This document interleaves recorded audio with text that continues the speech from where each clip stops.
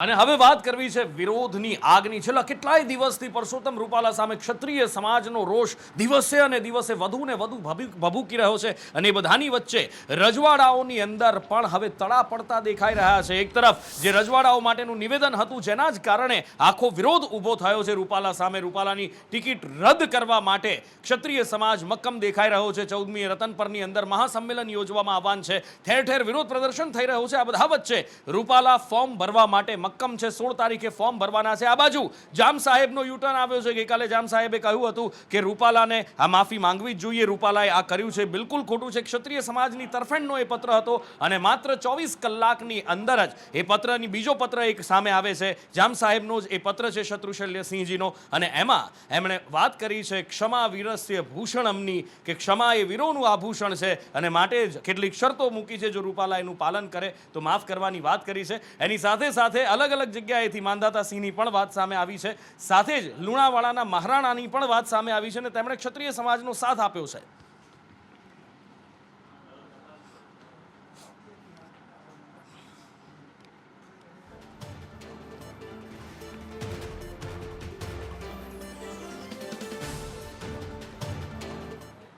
એટલે રૂપાલા સામે ક્ષત્રિય સમાજના વિરોધની વચ્ચે અત્યારે ચર્ચાના એરણે જો કોઈ હોય તો એ છે જામનગરના જામ સાહેબ શત્રુશૈલ્યસિંહજી, કે જેમના દ્વારા પત્ર લખવામાં આવ્યો ગઈકાલે, અને ગઈકાલે પત્રમાં આકરા શબ્દનો ઉપયોગ કરવામાં આવ્યો હતો. અને આજે જ્યારે પત્ર લખ્યો છે ત્યારે ક્ષમા આપવાની વાત કરી છે. ક્ષમા વીરોનું આભૂષણ, ક્ષમા વીરસ્ય ભૂષણમની વાત કરી છે. આખરે 24 કલાકની અંદર જ આટલું મોટું પરિવર્તન શા માટે, શું કારણો હોઈ શકે? જાણીએ હિરેન પાસેથી. હિરેન,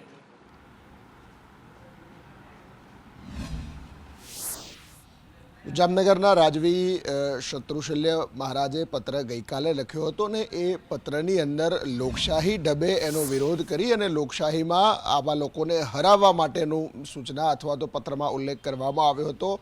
જો કે 24 કલાક થતાં જ આ પત્ર, એના અનુસંધાનમાં બીજો પત્ર શત્રુશલ્ય મહારાજનો બહાર આવ્યો છે અને એ પત્રની અંદર ભારતીય જનતા પાર્ટી અને ખાસ નરેન્દ્ર મોદીના વખાણ કરવામાં આવ્યા છે.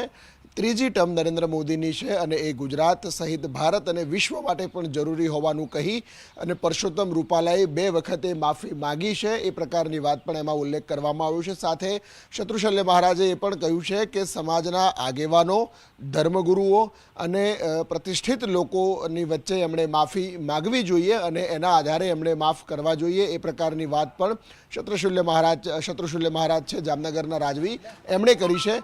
મહત્વનું છે કે 2 દિવસમાં આવેલા આ 2 પત્રમાં કેટલીક વિસંગતતાઓ પણ સામે આવી છે. બંને પત્રમાં જે સહી કરેલી છે જામ સાહેબની, એ સહીમાં ક્યાંક વિસંગતતા જોવા મળે છે. બંને લેટર હેડનો જે ઉપયોગ કરવામાં આવ્યો છે એ લેટર હેડ પણ અલગ અલગ હોય તે પ્રકારના સિમ્બોલ રાજ પરિવારના દેખાઈ રહ્યા છે. જો કે આ તમામ બાબતો વચ્ચે શત્રુશલ્ય મહારાજે એક દિવસે રૂપાલાનો વિરોધ કરી અને એમને હરાવવા માટે કહ્યું તો તરત બીજા જ દિવસે પ્રધાનમંત્રી નરેન્દ્ર મોદીને ધ્યાનમાં રાખી એમને માફી આપવા માટે અને ક્ષત્રિયોને ક્ષમા વીરસ્ય ભૂષણમ કહી અને ક્ષમા આપનાર પણ વીર છે, એ પ્રકારની વાત એમણે કરી છે. એટલે સ્વાભાવિક રીતે જો જામ સાહેબ આ રીતનો પત્ર લખતા હોય, બીજા દિવસે જે પત્રની અંદર વિસંગતતા આવતી હોય, થોડું કૂણું વલણ દાખવાતું હોય, તો ક્ષત્રિય સમાજ પણ થોડો વિમાસણમાં મુકાય. માટે ક્ષત્રિય સમાજના આગેવાનો પાસેથી એ જાણવાનો પ્રયત્ન કર્યો કે આખરે જામ સાહેબના આ વલણ પાછળનું કારણ શું છે. રમજુબા, જે નવા આ પત્ર આવ્યો છે, જામ સાહેબનો નવો પત્ર, એ પત્ર અંગે તેમના સાથે વાતચીત કરવામાં આવી, તેમની મુલાકાત કરી અને એમણે કહ્યું કે સંકલન સમિતિમાં આ પત્ર માટે અમે ચર્ચા કરીશું.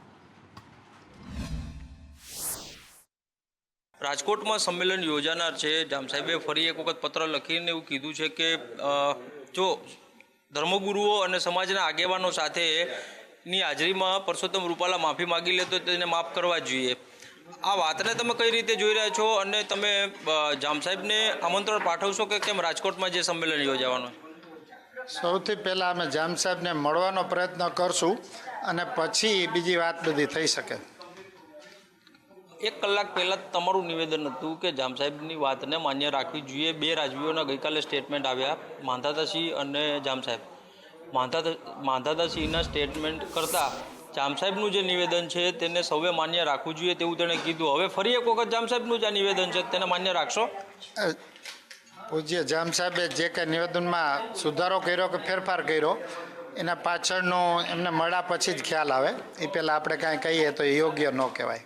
એમનો જે હેતુ છે એણે જે ફરી એક વખત આ પત્ર લખીને પોતાની નિવેદન જે છે તે રજૂ કર્યું છે, ત્યારે હવે તેણે કંઈ સમજી વિચારીને જ આ નિવેદન છે તે તેણે રજૂ કર્યું હશે. તો હવે એક સંકલન સમિતિના મુખ્ય સંયોજક તરીકે તમારું માનવું શું છે કે જો એ કે તો તમે એમની વાતને માન્ય રાખશો ખરી? આ તો સમાજનો પ્રશ્ન છે, એટલે હું વ્યક્તિગત આમાં કોઈ ન કહી શકું. અને વ્યક્તિગત નહીં, તમે સંકલન સમિતિના મુખ્ય સંયોજક છો અને જામ સાહેબ છે તે તમારા પૂજનીય છે એવું તમે થોડી વાર પહેલા જ કીધું. પૂજનીય આજે પણ છે, એમના કાર્યો પણ એવા છે, એમના વડવાઓના કાર્યો પણ એવા છે, એટલે સમાજની સાથે આનું સંતલસ કરી અને પછી કહી શકાય. એમની તમારા જ સમાજના અગ્રણી છે એમ છતાં તમે એની વાત નહીં માનો? અમારા સમાજના જ અગ્રગણી છે, પણ પહેલું સ્ટેટમેન્ટ મને યોગ્ય લાગતું હતું. અત્યારનું સ્ટેટમેન્ટ એમને કયા સંજોગોમાં ફેરફાર કર્યો એ મને ખ્યાલ નથી હતું.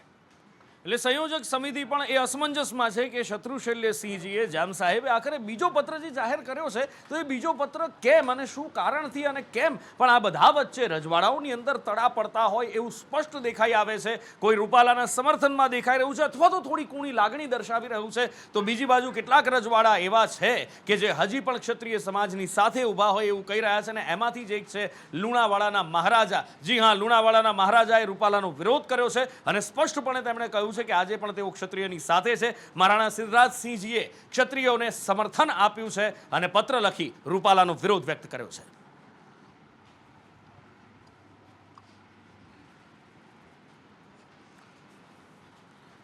અને આ બધા વચ્ચે પરસોત્તમ રૂપાલાનો વિરોધ તો ઠેર ઠેર, જિલ્લા તાલુકા, અલગ અલગ જગ્યાએ રાજ્યની અંદરથી સામે આવી જ રહ્યો છે. 8 દ્રશ્યો જે આજના બતાવવા છે કે જે આજે વિરોધ પ્રદર્શન થયું રૂપાલા સામે અરવલ્લી, વડોદરા, ભરૂચ, જામનગર, પાટણ, નવસારી, અમદાવાદ, મહેસાણા. ક્યાંક આવેદનપત્રો આપવામાં આવ્યા, ક્યાંક રેલી કાઢવામાં આવી, ક્યાંક ઉગ્ર સૂત્રોચ્ચાર કરવામાં આવ્યા, તો ક્યાંક સભાઓ સંબોધવામાં આવી અને રૂપાલાનો વિરોધ કરવામાં આવ્યો. તેમની ઉમેદવારી રદ થાય તેવો મક્કમ સુરે સ્વર વ્યક્ત કરવામાં આવ્યો. તો પ્રતિક પાસેથી વિગતે જાણીએ. પ્રતિક.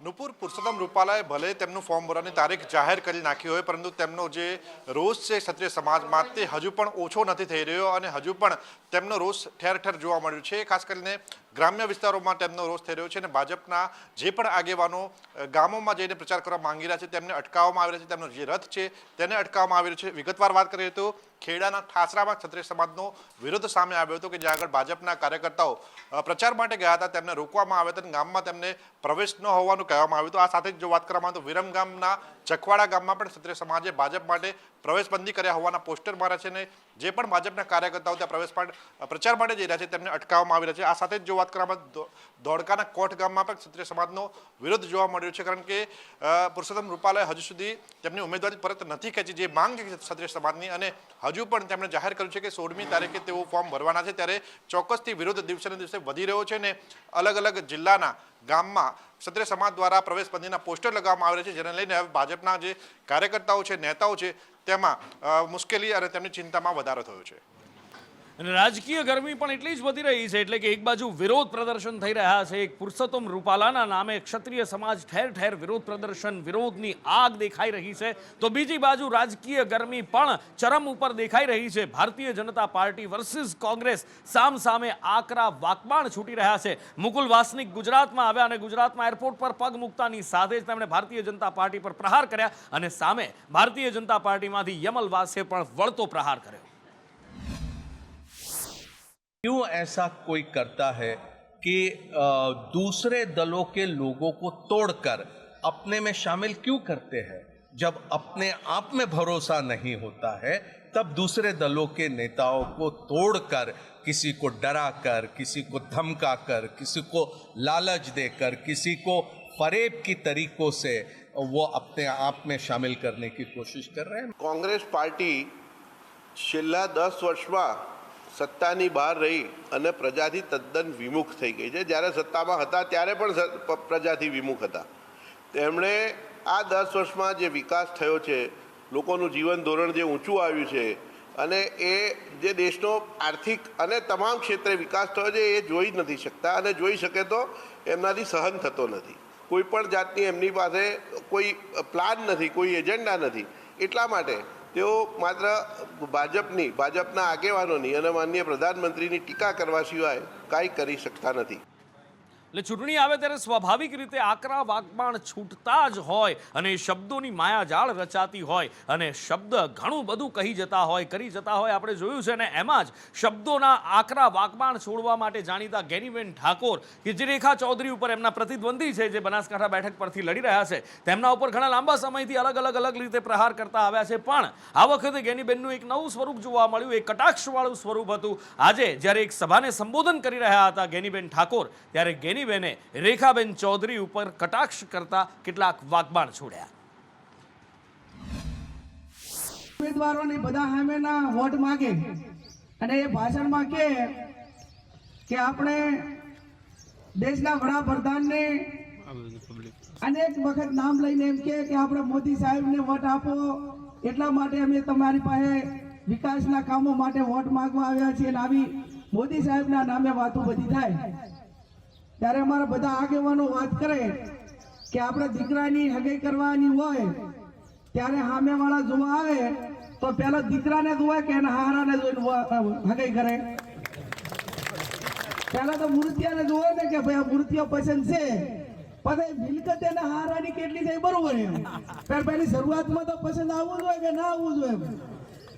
આ તો વાત એવી જ કરે તમે મોદી તમારું કોને કે હું બધું કામ કરવા માટે સક્ષમ છું એમ કોને વાતી છે. હું તમને ખાતરી આપું છું કે તમારે કોઈને વચ્ચે રાખવાની જરૂર નથી. અડધી રાતે ભાભરા દરવાજા ખખડાવું છું, પાડોમાં બેઠી છું, 28 વર્ષનો અનુભવ છે. હજી આજ સુધી કોઈ ઠાલા હાથે કામ માટે આવ્યું હોય પાછું ગયું હોય એવો એક પણ રેકોર્ડ હજી 28 વર્ષમાં બન્યો નથી. એટલે એક બાજુ અહીંયા જબરજસ્ત રાજકીય ગરમાગરમી જોવા મળી રહી છે, માહોલ જામેલો છે, એકબીજા પર આકરા વાકમાણ છૂટી રહ્યા છે. અને બીજી બાજુ દિલ્હીની અંદર કંઈક જુદી જ ગરમાગરમી જોવા મળી રહી છે, કારણ કે દિલ્હીના મુખ્યમંત્રી અરવિંદ કેજરીવાલ સામી ચૂંટણીએ જેલની અંદર બેઠા છે. બહુ ગંભીર આરોપ એમની ઉપર ભ્રષ્ટાચારના લીકરકાંડ કેસની અંદર લાગેલા છે. અને આ બધા વચ્ચે વધુ એક ઝટકો તેમને લાગ્યો છે. સમાજ કલ્યાણ મંત્રીએ તેમનો સાથ છોડી દીધો છે.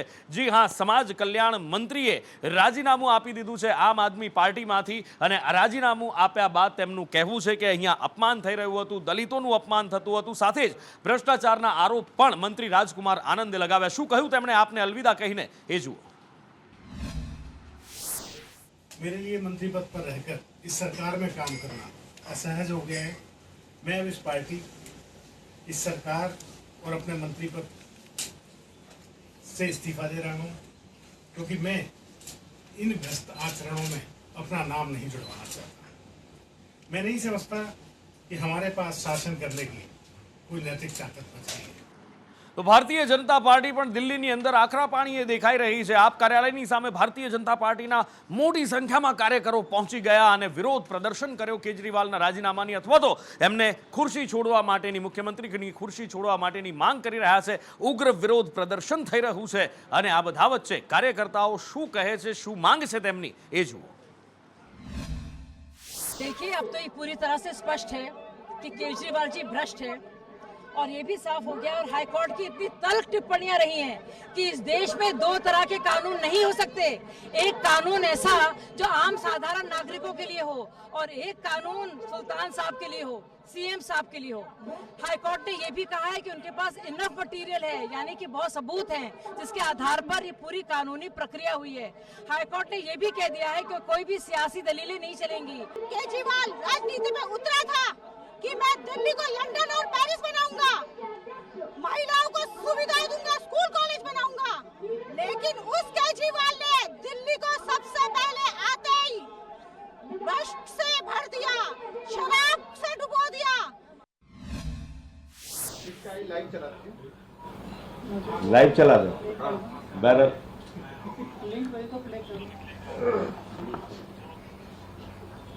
अच्छा, मान नहीं रहा बाजी, लगातार किए जा रहा है. रुकिए भाई, जरूर सुन के जाइए आप लोग. इतना बढ़िया सवाल आपने पूछा है. बड़े पुराने पत्रकार हैं इसमें. हाँ, अभी पहले ये सवाल होने इतनी चीजें मत फंसाओ. इसका जो चिंता है उस पर चिंता करो.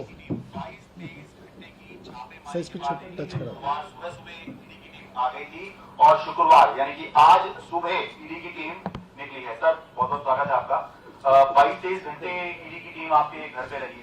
तो पहले तो यही सवाल उठ रहा है कि इतनी चर्चा चल रही थी कि 22-23 घंटे में ईडी ने क्या ढूंढ लिया। એક તરફ કેજરીવાલની વધતી મુશ્કેલી છે, એ તરફ આમ આદમી પાર્ટી દિલ્હીની અંદર પ્રેસ કોન્ફરન્સ કરવા જઈ રહી છે. રાજકીય માહોલ જબરજસ્ત ગરમાયેલો જોવા મળી રહ્યો છે. એની સાથે સાથે મોસમનો મિજાજ પણ ગરમ થઈ રહ્યો છે. ગરમી એક પછી એક રેકોર્ડ તોડવા માટે આગળ વધી રહી છે. તાપમાનનો પારો ઊંચકાઈ રહ્યો છે. પણ આ બધા વચ્ચે ખેડૂતો માટે, સામાન્ય લોકો માટે, કેરીના રસિકો, આ બધા માટે એક માઠા મોકાણના સમાચાર છે. માવઠું થવા જઈ રહ્યું છે. ફરી એકવાર કમોસમી વરસાદ પડી શકે છે. ક્યાં અને ક્યારે? ધવલ પાસેથી જાણીએ. નુપુર, હવે વરસાદ ક્યારે આવશે, ચોમાસું ક્યારે છે, એવું કેવું જ મુશ્કેલ બની રહ્યું છે. કારણ કે 2 ને 2 દિવસ કંઈક અઠવાડિયું છોડીએ નહીં તો માવઠાના સમાચાર આવી રહ્યા છે. ફરી એક વખત હવામાન વિભાગે માવઠાની આગાહી કરી દીધી છે. 11 એપ્રિલથી લઈને 15 એપ્રિલ સુધી ક્યાંક ને ક્યાંક રાજ્યના અમુક જિલ્લાઓમાં વરસાદની સંભાવના સેવાઈ રહી છે. 11 અને 12 એપ્રિલે ખાસ કરીને બનાસકાંઠામાં એટલે કે ઉત્તર ગુજરાતના અમુક ભાગોમાં વરસાદ થવાની સંભાવના છે. તો આગળ જતાં 13 અને 14 એપ્રિલે દાહોદ, છોટાઉદેપુર અને વલસાડ એટલે કે મધ્ય અને દક્ષિણ ગુજરાતમાં વરસાદ થવાની સંભાવના સેવાઈ રહી છે. તો સાથે સાથે 14 અને 15 એપ્રિલે મોરબી, ગીર સોમનાથ, રાજકોટ અને પોરબંદર આ જિલ્લાઓની અંદર માવઠું થવાની સંભાવના સેવાઈ રહી છે. એટલે કે ગુજરાતમાં સાર્વત્રિક રીતે ક્યાંક ને ક્યાંક માવઠું થવાની સંભાવના હવામાન વિભાગે સેવી છે, જેને લઈને તંત્ર પણ એલર્ટ મોડમાં આવી ગયું છે. માર્કેટિંગ યાર્ડમાં જે જણસને ઢાંકવા માટેની પણ તંત્રએ અપીલ કરી દીધી છે. બિલકુલ, એટલે એક બાજુ માવઠાની આગાહી છે અને બીજી બાજુ ચરમ પર પહોંચતો ગરમીનો પારો છે. હજી તો એપ્રિલ મહિનો છે, શરૂઆત છે એપ્રિલ મહિનાની, અને એમાં જ ગરમી 40, 42, 43 ડિગ્રી પહોંચવાની આગાહીઓ થવા લાગી છે. અને ક્યાંક તો આ કેટલીક જગ્યાએ આ પારો છે એ 42-43 ને પાર પણ કરી ગયો છે. શું આગાહી છે આવનારા દિવસો માટે અને કેવી માઝા મૂકી રહી છે ગરમી? નિકુલ પાસેથી જાણીએ. નિકુલ. જે બિલકુલ તે નુપુર, રાજ્યની અંદર ગરમી કહેર વર્તાવી રહી છે. અગનગોરા જાણે આકાશમાંથી વરસતા હોય તેવું લાગી રહ્યું છે. અને 5 કરતાં જે વધુ શહેરો છે ત્યાં આગળ 41 ડિગ્રી કરતાં પણ વધુનું જે તાપમાન છે તે અત્યારે નોંધાવ્યું છે. રાજ્યનું સૌથી ગરમ શહેર જે છે તે રાજકોટ થયું છે. રાજકોટનું આજના તાપમાનની વાત કરું તો 42.1 ડિગ્રી જે છે તે નોંધાવ્યું છે. જ્યારે ભુજ હોય, સુરેન્દ્રનગર હોય કે જામનગર હોય ત્યાં 41 ડિગ્રી જેટલું જે તાપમાન છે તે નોંધાવ્યું છે. મહત્વની વાત છે કે રાજ્યની અંદર જે છે તે હજુ પણ તાપમાન વધવાની શક્યતાઓ છે. અને કચ્છની અંદર 2 દિવસનું જે હીટવેવની આગાહી છે તે પણ આપવામાં આવી છે. સાથે સાથે જે વિકસિત શહેર અમદાવાદ છે જ્યાં આગળ 40 ડિગ્રી જેટલું જે તાપમાન છે તે નોંધાવ્યું છે. એટલે કે લોકો જે છે તે હવે ઘરની બહાર નીકળવાનું જે છે તે મોટાભાગે ટાળી રહ્યા છે, કેમ કે જે દિવસની ગરમી છે તે સહન કરવી મુશ્કેલ બની રહી છે. 40 ડિગ્રી ઉપરનું તાપમાન અમદાવાદ શહેરની ઉપર અંદર છે, જ્યારે 5 શહેરો એવા છે કે જ્યાં આગળ 41 ડિગ્રી ઉપર જે છે તે ગરમીનો પારો પહોંચી ચૂક્યો છે.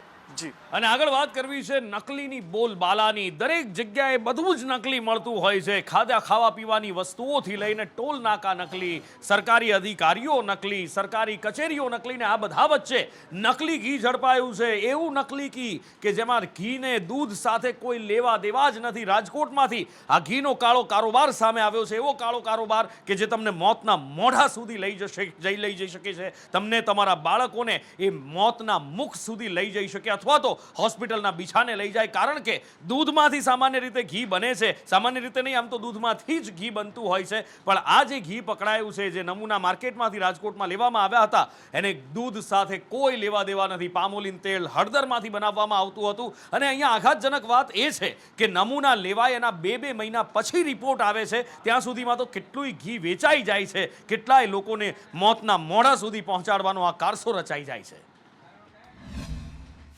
મહાનગરપાલિકાની આરોગ્ય શાખા દ્વારા અંદાજિત 2 મહિના પહેલા જે છે શંકાસ્પદ ઘીના 2 જગ્યાએથી નમૂના લેવામાં આવેલ હતા. જે એક જે છે રણછોડનગર એરિયામાંથી ઘરની અંદરથી જે છે રાત્રે 12 વાગે રેડ કરીને જે છે સેમ્પલ લેવામાં આવેલા હતા. એ અંદાજિત 30 કિલોગ્રામ જેવો જથ્થો હતો. તે જ્યારે આપણે જે છે જથ્થો બધો નાશ કરી અને તેનો જે છે સેમ્પલ આપણે લીધેલું હતું, તે સેમ્પલનું જે છે ગઈકાલે જે છે રિઝલ્ટ આવેલું છે તે સબસ્ટાન્ડર્ડ આવેલું છે. તેની અંદર જે છે આપણે કહી શકાય કે તિલનું તેલ અથવા તો ટર્મરિક એટલે કે હળદર ને અથવા તો જે કહી શકાય કે વેજીટેબલ ફેટ, તેનો જે છે ભેળસેળ તેમાં આપણને સામે જોવા મળેલ છે. આ નમૂના ફેલ થયા, પણ અમે ગ્રાહકને 240 ને 260નું ભાવનું ઘી દેતા, પણ ગ્રાહકને ખબર જ છે કે ઘી ઓરિજિનલ ન હોય. અમે દીવાબત્તીનું કહીને જ દેતા ને અમારી પાસે એનું લેબલ હોત છે. ગ્રાહકને બધાને ખબર જ છે ને અમે ચોખ્ખું કહીને જ દેતા કે આ ઘી દીવાબત્તીનું છે. પછી ગ્રાહક ઘરે જઈને ગમે એ કરે. અમને ખ્યાલ નથી. તમે ઘરે જઈને અમારે ત્યાંથી લઈ જાઓ, ઘરે જઈને તમે ખાવ તો એ અમારો ગુનો. પામોલીન તેલનો ઉપયોગ કરવો ઘીની અંદર તે નુકસાનકારક હોય છે, હાર્ટ એટેક જેવી બીમારીઓ હોય ને. અમે ઘરે નથી બનાવતા, તૈયાર લઈને જ વેચીએ. કોઈ કાર્યવાહી તમારા ઉપર હજી કોર્પોરેશન દ્વારા કરવામાં આવી છે ખરા? હા, અમે નમૂનો લઈ ગયા છે, અમે નમૂનો આપી દીધો છે, અમારી પાસે બિલ હોત છે. એક બાજુ નકલીનો કારોબાર અને બીજી બાજુ માજા મુક્તિ મોંઘવારી છે. ગરમી કાળઝાળ વધી રહી છે, લીંબુની માંગ વધી છે અને હવે લીંબુ પણ મોંઘા થયા છે. એવા કે જાણે સામાન્ય માણસ માટે તો લીંબુ ખરીદવું એટલે સોનું ખરીદવા જેવું થઈ ગયું છે. કારણ કે સુરત હોય કે અમદાવાદ હોય, 150 રૂપિયાને લીંબુના ભાવ પાર કરી ગયા છે. હવે આવી કાળઝાળ ગરમીથી એક લીંબુ એવું છે કે જે રાહત અપાવી શકે એ પણ સામાન્ય માણસની પહોંચમાં નથી રહ્યું. લીંબુના ભાવ ગરમી વધતાની સાથે જ વધારો જોવા મળતો હોય છે. જ્યારે થોડા દિવસ પહેલા પણ 100 ને પાર લીંબુના ભાવ નોંધાયા હતા અને આજે પણ કિલોએ 100 રૂપિયાએ પાર આજે પણ એ જ ભાવ યથાવત છે. લીંબુના ભાવમાં ભલે વધારો થયો પરંતુ ગરમીમાં આવશ્યક હંમેશા લીંબુ હોય છે.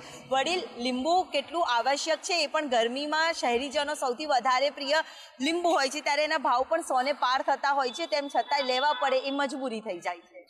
શું થાય બેન, હવે જરૂરિયાત હોય એટલે લેવું તો પડે જ. ભાવ જે હોય તે, પણ હવે દરેક વસ્તુમાં ભાવ વધતા હોય ઘટતા હોય.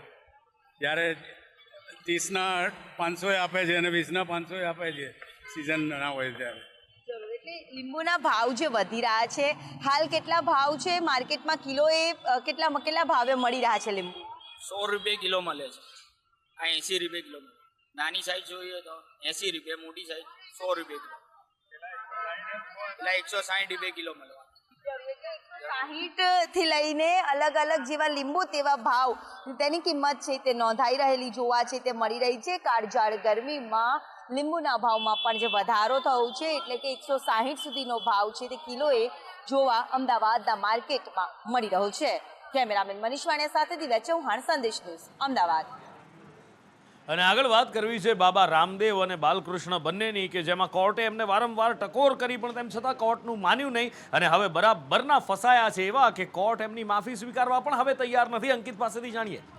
મામલો 2022નો છે નુપુર, કે જ્યારે એલોપેથી જે કોરોના કાળ હતો તે સમયે કોવિડ રસીકરણ થઈ રહ્યું હતું ને એલોપેથી દવાથી લોકો કોવિડથી રક્ષણ મેળવી રહ્યા હતા. તે સમયે આયુર્વેદિક દવાઓના નામ પર પતંજલિએ કેટલીક જાહેરાતો બહાર પાડી હતી, જેમાં એવું બતાવવામાં આવ્યું હતું કે એલોપેથી દવાથી એટલી અસરકારકતા કોવિડ સામે નથી થતી જેટલી આયુર્વેદિક દવાઓથી કોવિડ સામે રક્ષણ મેળવી શકાય છે. આ જ મામલાને લઈને આઈએમએ પતંજલિ કંપની વિરુદ્ધ ફરિયાદ કરી હતી અને આ મામલો ત્યારથી ચાલી રહ્યો છે. અને તેવામાં 2 એપ્રિલે અને 9મી એપ્રિલે 2 વખત સુનાવણી થઈ ચૂકી છે અને એ સુનાવણીમાં 2 વખત માફી પણ કંપની માંગી ચૂકી છે. બાબા રામદેવ પણ માંગી ચૂક્યા છે, બાલકૃષ્ણ પોતે પણ માંગી ચૂક્યા છે. પરંતુ તેમાં સુપ્રીમ કોર્ટે એવું કહ્યું છે કે તમને લોકોની ભાવના સાથે ખેલવાડ કરવાનો કોઈ પણ અધિકાર નથી. અને આ જ મામલામાં હવે સુપ્રીમ કોર્ટે એવું પણ કહી દીધું છે કે તમારે હવે પરિણામ ભોગવવા માટે તૈયાર રહેવું પડશે. આ સમગ્ર મામલામાં હવે 16 એપ્રિલે વધુ સુનાવણી થવાની છે. જોવાનું રહેશે કે કોર્ટ કઈ કઈ બાબતનું અવલોકન કરે છે અને કઈ કઈ બાબતોએ તેમને દોષી ઠેરવે છે કે પછી આગળ અન્ય કોઈ અવલોકન સુપ્રીમ કોર્ટ દ્વારા થાય છે. પરંતુ આ ભ્રામક ખબરો ફેલાવીને જે ખોટી રીતે લોકોને હેરાન કરવામાં આવતા અથવા તો ખોટી રીતે ભ્રામક પ્રચાર કરવામાં આવતો હતો પતંજલિ દ્વારા, તેનો આ મામલો છે જેના પર 16 એપ્રિલે હવે સુનાવણી થવાની છે. આગળ વાત કરવી છે રૂપાલાના પ્રચારની. પરસોત્તમ રૂપાલા રાજકોટ બેઠક ઉપર પ્રચાર કરી રહ્યા છે. 16 તારીખે તેઓ ફોર્મ ભરવા માટે મક્કમ છે. સામે ક્ષત્રિય સમાજ પડ્યો છે. ક્ષત્રિય સમાજ વિરોધ કરી રહ્યો છે, ઉમેદવારી રદ કરવાની માંગ કરી રહ્યા છે. પણ સામે પરસોત્તમ રૂપાલા છે, જોરશોરથી પ્રચાર કરી રહ્યા છે. રાજકોટ લોકસભા બેઠક આમ ભારતીય જનતા પાર્ટીનો ગઢ કહેવામાં આવે છે.